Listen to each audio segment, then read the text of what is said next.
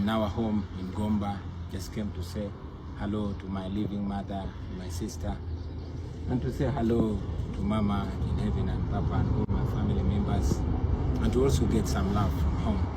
Buterevu nkwaniriza nate ku Focus TV amawulire agakagwawo Robert Kyagulanyi Ssentamu atadde video ng'akulaga wa waali leero.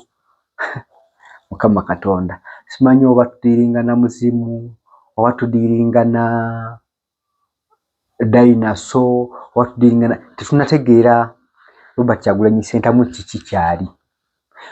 Previously twetwogera ku location ze yatadde, and today atadde video endala ng'atatulaga ali Gomba ku bijja bya maama we ne taata we.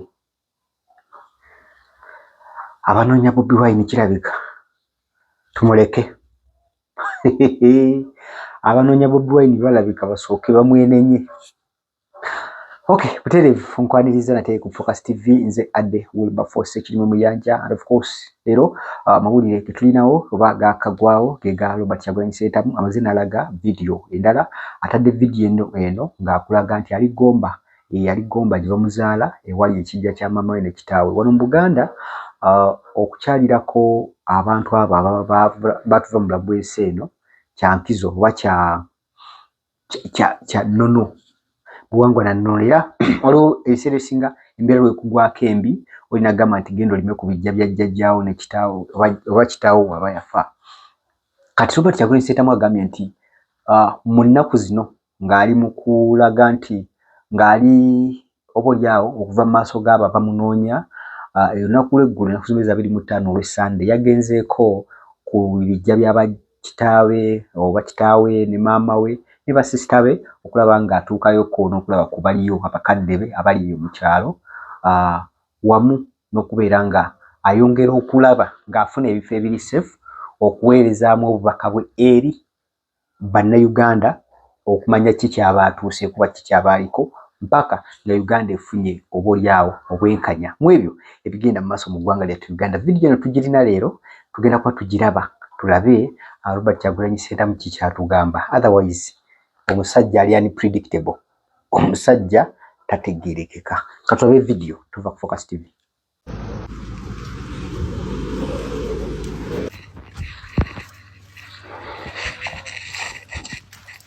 Today is the 25th of January 20, and I'm in our home in Gomba. Just came to say hello to my living mother, my sister, and to say hello to Mama in heaven and Papa and all my family members, and to also get some love from home. Yeah, another day of hiding, another day of injustice. As you all know, the police has always come out to give a statement on anything, but since the raid on my house, the first, the second, and the third one where my wife was assaulted, the police has not said anything. As I've always said, that in a country under family rule, the ruling family is always above the law and everybody else, a worker, an employee. The police cannot say a thing.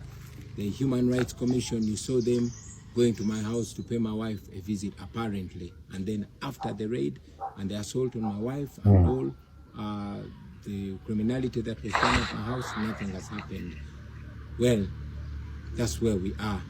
As you see, a day before my wife was attacked, the interreligious community was at my house and, spoke to my wife. I'm yet to hear their statement on what happened. All in all, the task is on us Ugandans to free ourselves. I'm doing what I can do. I'm visiting various leaders across the country. Of course, under scrutiny, under fear, under high risk, but I'm doing what I have to do to reach out to you and charge you and tell you that you can also play your part, either singularly or in a group, but we can change our country, all of us. Thank you, people power, our power.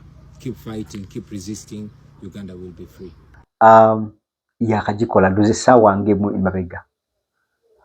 Kati kino kirekawa intelligence y'ebitongole ebikumi by'eddembe.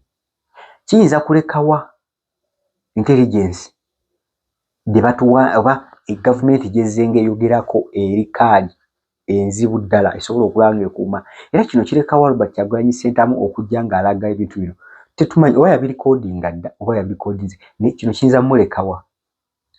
Ekyokusatu kirekawa abantu abalabikira mu vidiyo zino lwansonga nti kisoboka okubeera nti gwe ofuuka akatego oba akamasu ak'okulagirira wa gye yazze bwe yavuddawo ate nga tomanyi oluusi.